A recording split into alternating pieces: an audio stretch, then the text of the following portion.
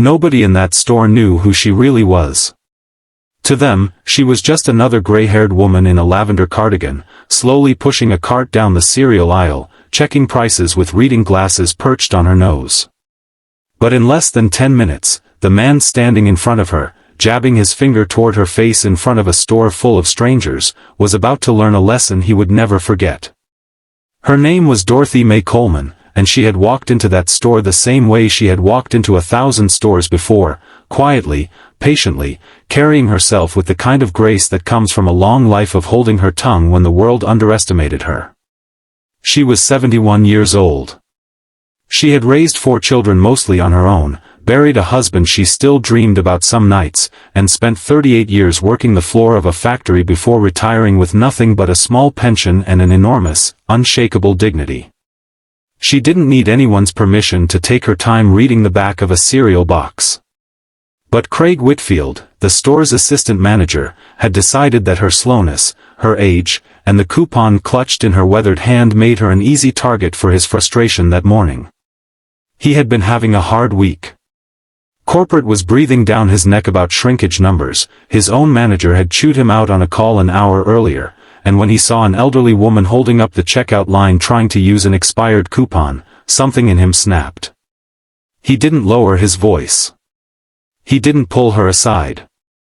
Instead, in front of a line of customers, in front of employees, in front of a security camera that would later capture every second of it, he raised his voice at a woman old enough to be his mother and told her that people like her needed to stop trying to scam the system, that she was holding up the line, that maybe she should shop somewhere she could actually afford. If you believe kindness should never be optional, and that even strangers deserve a second chance to be treated with dignity, take a moment right now to like this video, drop a comment, and subscribe to Kindness Corner. Stories like Dorothy's deserve to be seen, and it's viewers like you who make sure they are. Dorothy did not raise her voice back. She did not cry, though her chest tightened with a familiar, exhausted ache, the ache of being spoken to as though she were invisible, or worse, as though she were a burden. She simply looked at him, the way she used to look at her children when they misbehaved in public, a look that said more than shouting ever could. Then she said something quiet, something almost nobody heard except the young cashier standing frozen at her register. She said that she hoped, someday, someone would speak to his mother the way he had just spoken to her, so he could understand exactly what he had done. She left her half-full cart at the end of the aisle and walked out of the store with her back straight and her chin lifted, even though her hands were trembling by the time she reached her car. She sat behind the wheel for a long moment before she could bring herself to drive. It wasn't the first time she had been dismissed because of her age, her appearance, or the assumption that a woman like her didn't matter enough to be treated with basic respect. But something about this time cut deeper, because it happened in front of so many people, and none of them had said a word in her defense. What Craig didn't know was that the store's regional director, a sharp, no-nonsense woman named Patricia Alvarez, had been standing near the front entrance that entire morning, waiting for an unannounced site visit to begin.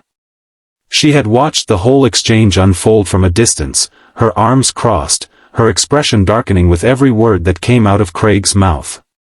She had grown up watching her own grandmother work 3 jobs to keep their family afloat, and something about the disrespect aimed at Dorothy struck a nerve too personal to ignore.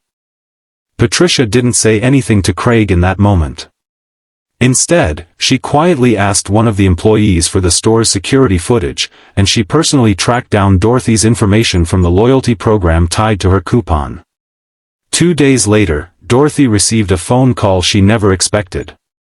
It was Patricia, her voice calm but firm, informing her that the footage had been reviewed, that what happened to her was completely unacceptable, and that the company wanted to make it right, not just with an apology, but with real action.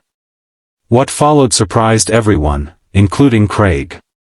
Patricia arranged for a company-wide review of that location's customer service practices, but more importantly, she asked Dorothy if she would be willing to come back to the store, not to relive the humiliation, but to stand at the front of an all-staff meeting and share, in her own words, how it felt to be spoken to that way.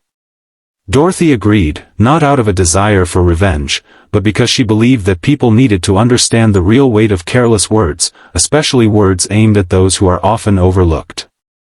When she stood in front of that room full of employees, including a visibly shaken Craig, she didn't yell. She didn't humiliate him the way he had humiliated her. She simply told her story, plainly and honestly, about raising children alone, about years of being underestimated because of her age and her gender and the color of her skin, and about how much it costs a person to keep their composure when the world assumes the worst of them. She spoke about her husband, about the values he taught their children, about grace even when it isn't deserved. By the time she finished, several employees were wiping their eyes, and Craig sat with his head down, unable to meet her gaze. After the meeting, he approached her privately, and for the first time, he genuinely apologized, not the rehearsed corporate kind, but a real one, his voice cracking as he admitted that he had let stress turn him into someone he didn't recognize. Dorothy accepted his apology, not because she owed him forgiveness, but because holding on to anger had never been who she was. In the months that followed, that store became known for something different, a renewed training program on dignity and respect toward elderly customers, inspired entirely by one woman who refused to let disrespect define her, and who chose instead to turn her pain into a lesson that could protect others from the same humiliation. Dorothy still shops at that store today. The employees know her by name now, and they greet her with warmth every single time she walks through those doors. What started as one of the worst mornings of her life became, in the end, a quiet, powerful reminder that respect is never something people should have to earn based on their age or appearance, and that sometimes the smallest acts of dignity can change an entire system. If this story touched your heart even a little, please take a moment to like this video and share it with someone who needs a reminder that kindness always matters, no matter how old we are or how invisible the world tries to make us feel. Before you go, we would love to hear from you in the comments. Has there ever been a moment in your life when you were underestimated or disrespected, only to prove, in the end, exactly who you really were?